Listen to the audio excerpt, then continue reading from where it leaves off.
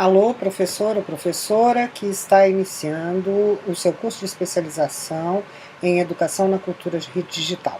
Esse é um curso promovido e financiado pelo Ministério da Educação, organizado também, e que foi viabilizado, produzido pelo Proinfo, também ligado ao Ministério, e pelo LANTEC, o Laboratório de Tecnologia da Universidade Federal de Santa Catarina. Eu sou a professora Roxane Rojo, trabalho no Instituto de Estudos da Linguagem da Unicamp, sou livre-docente e tenho trabalhado nos últimos anos com produção de materiais para ensino de língua portuguesa em contexto de dispositivos digitais. Trabalhei nesse curso na organização, coordenação e elaboração, em parte, em colaboração, como vou dizer, dos conteúdos do Núcleo de Língua Portuguesa de Ensino Médio. Trabalhamos em conjunto, eu e mais 3 alunos, 3 orientandos de mestrado, que são Gesreel Gabriel Lopes, Kátia Fujisawa e João Pires. Nós organizamos este nosso núcleo de ensino médio de língua portuguesa. Inicialmente, todos os cursos e núcleos têm 4 módulos nessa fase do curso, né? Nós organizamos o primeiro módulo, que é um módulo introdutório às questões das novas tecnologias, dos novos letramentos e dos multiletramentos, da imagem, do som, da letra, etc., em colaboração com a equipe que formulou o Núcleo de Língua Portuguesa do Ensino Fundamental 2, professora Jaqueline Barbosa, da PUC, e Nayara Moreira e Eduardo Moura, que são também meus alunos lá na Unicamp. Esse primeiro núcleo, esse primeiro módulo do núcleo, né, foi então feito em colaboração e vale para os 2 níveis de ensino, fundamental e médio, já que se trata de um módulo introdutório ao tema, mais de reflexão teórica, mais geral, e que prepara o seu trabalho final para estes núcleos. Vale lembrar que todos os módulos, inclusive este módulo 1, são iniciados por um cenário. Um cenário é um momento problematizador do módulo, né, que levanta uma série de conhecimentos de senso comum que a gente tem sobre o universo digital e sobre os novos letramentos e introduz conceitos-chave para que o módulo possa se desenvolver. No caso dos cenários deste núcleo de ensino médio de língua portuguesa, o primeiro cenário é compartilhado do módulo 1, o introdutório, como eu já disse, com o núcleo de ensino fundamental. Nesse caso, a gente optou por fazer uma montagem de vídeos disponíveis na internet, que abordam desde o que é a globalização e como é que se encaixam as novas tecnologias nesse movimento de hipermodernidade da globalização, e faz a discussão básica de que impactos isso tem para a educação e para a escola, né? Então, esse primeiro módulo, esse primeiro cenário do primeiro módulo foi uma montagem de vídeos. A partir do segundo módulo, os cenários foram montados a partir de práticas e de depoimentos sobre práticas de professores de redes públicas. Nesse caso, quem me auxiliou na elaboração desses cenários todos foi um professor da rede pública, que já foi meu aluno especial na Unicamp, o Saulo, que vai se apresentar em seguida, e que contatou os professores, escolheu os depoimentos, deu aulas para mostrar a utilização de equipamentos, dispositivos e materiais digitais, enfim, organizou os 3 cenários para os 3 módulos subsequentes. Então, quem primeiro tem a palavra aqui é o Saulo, se apresentando e apresentando o seu trabalho. Olá, professores, eu sou o Saulo Oliveira, coautor do Núcleo de Língua Portuguesa no Ensino Médio. Sou formado em Letras, especialista em formação de professores e especialista em língua portuguesa pela Unicamp. Atualmente sou professor da Rede Estadual de Ensino de São Paulo e professor do Centro Paula Souza, onde ministro aula de língua portuguesa na ETEC. No curso, fui responsável pela captação dos depoimentos dos professores para a construção dos cenários. Nesses depoimentos, os professores puderam contar um pouco de suas experiências, suas expectativas e, claro, também das suas dificuldades com o uso das novas tecnologias na sala de aula. A partir do depoimento desses professores, serão propostas atividades para que possamos refletir um pouco mais sobre a nossa prática no nosso dia a dia escolar. É um prazer muito grande estar aqui com vocês, meus companheiros de profissão, e desejo a todos um bom... Em seguida, nós passamos a trabalhar, então, eu e meus 3 alunos que já mencionei, Gabriel, Kátia e João, nos 3 outros módulos específicos, então, de ensino médio, língua portuguesa. Nós optamos, no caso dos 2 níveis de ensino, em priorizar aquelas esferas ou campos de ação humana onde o letramento escolar tem um papel preponderante. São eles o jornalismo, né, o discurso científico, a divulgação científica e a literatura. Tínhamos que priorizar algum campo ou alguma esfera e achamos que essas 3 esferas, em especial no ensino médio, formar o leitor literário, o letramento literário para as diversas tecnologias, formar o consumidor da divulgação científica, leitor crítico, e formar o leitor crítico para o usuário de informação e opinião, que é o caso do jornalismo, nós achamos que eram 3 objetivos fundamentais. Assim, a gente dividiu esses 3 módulos, então, por esses campos, por essas esferas de atividade humana. E escolhemos gêneros digitais, multiletrados, que circulam nessas esferas para enriquecer o trabalho de vocês, que já é feito nessas esferas a partir dos materiais impressos, né?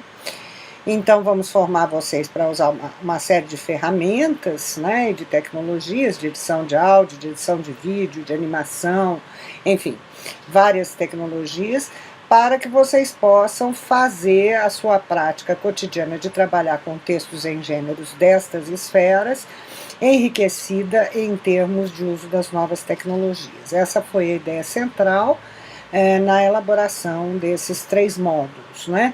E tornando vocês usuários proficientes no uso de ferramentas de produção de tecnologia digital para textos multimodais, multissemióticos dessas esferas. Assim, a primeira esfera que nós vamos abordar e que vai dar base ao seu trabalho na escola é a esfera da divulgação científica, e quem me auxiliou na produção dessa esfera foi Jezreel Gabriel Lopes, que logo em seguida se apresentará.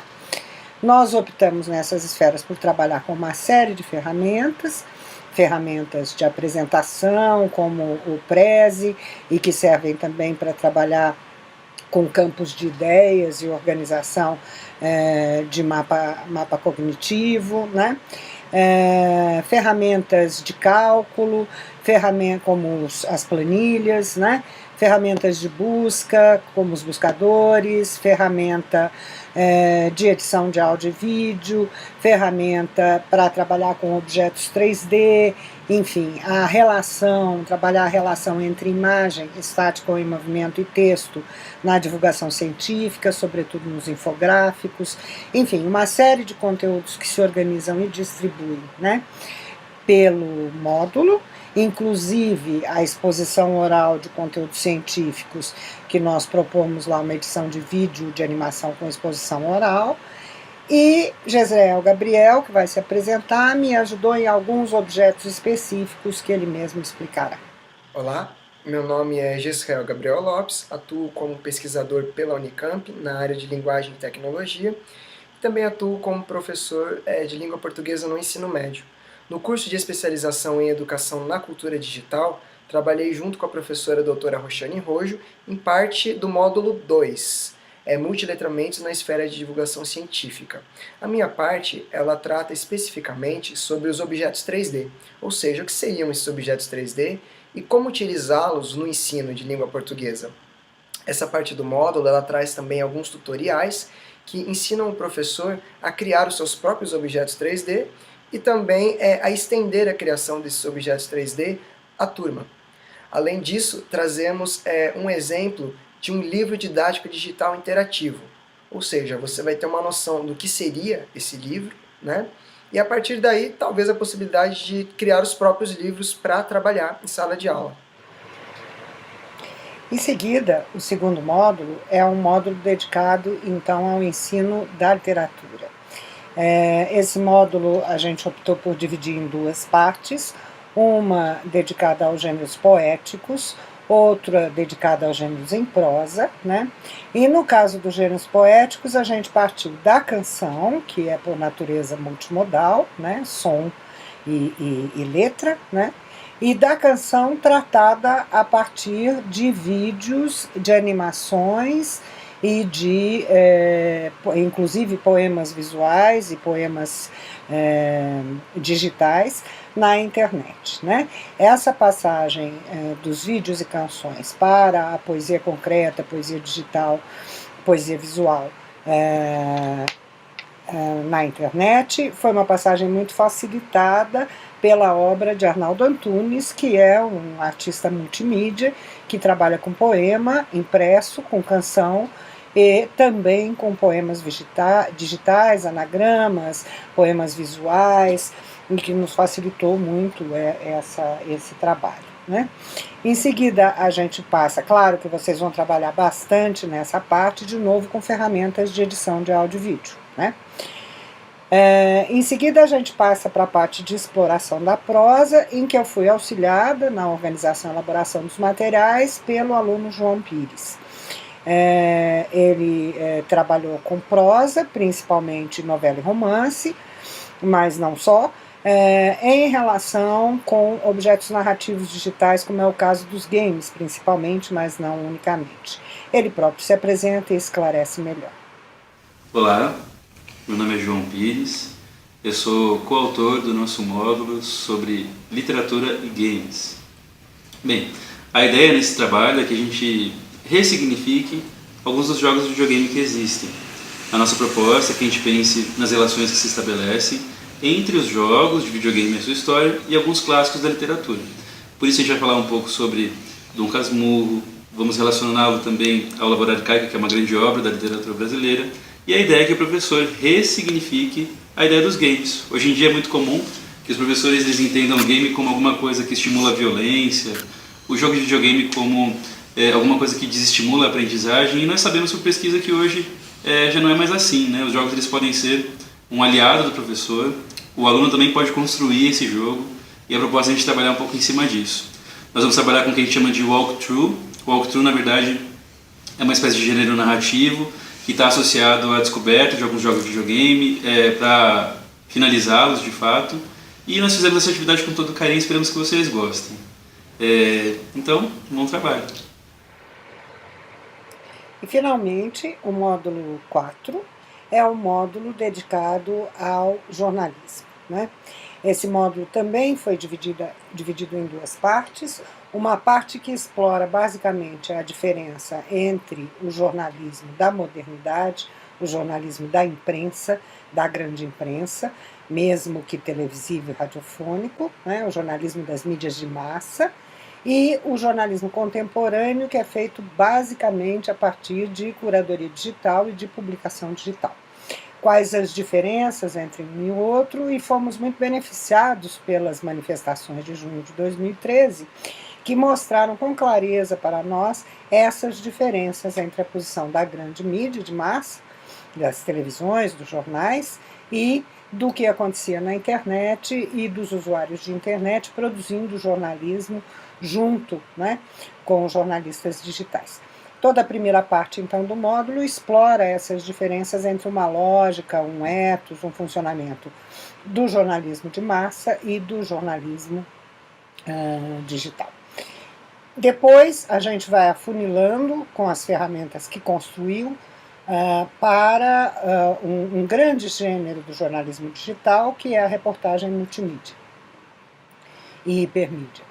E, nesse caso, o trabalho de vocês ao final do curso vai ser principalmente voltado para a produção colaborativa em grupos de reportagens multimídia sobre temas da escolha de vocês. A cada módulo haverá sempre esse trabalho final colaborativo um pouco mais ambicioso, né? Neste quarto módulo, então, quem me ajudou em especial foi Kátia Fujisawa, que trabalhou com a proposta de elaboração da reportagem multimídia. Ela mesma se apresenta e também esclarece um pouco mais. Olá, eu sou a Kátia, mestranda em Linguística Aplicada na Unicamp. Minha pesquisa envolve os multiletramentos, os gêneros de discurso e também o site rede social. Sou formada em Letras e em Comunicação Social. Aqui, neste curso, participei do módulo 4, Multiletramentos na Esfera Jornalística. Colaborei na atividade número 2, sobre reportagem multimídia. Com essa atividade, vocês verão que reportagem multimídia não é simplesmente a coleta de materiais como imagens estáticas, dinâmicas, vídeo, áudio, texto, e simplesmente a junção de tudo isso. Mas sim, é uma seleção de informações, é uma curadoria de conteúdo, e todo esse conteúdo deve ser articulado de uma maneira harmônica. Para isso é necessário uma estrutura, uma arquitetônica que esteja relacionada ao tema da reportagem, que articule todo o conteúdo, dando a ele uma unidade, e que leve o leitor a interagir, a explorar a reportagem e fazer a sua própria leitura. Os exercícios propostos encaminham para a compreensão dessa arquitetônica. Enfim, desejo a todos vocês um ótimo trabalho. Tchau!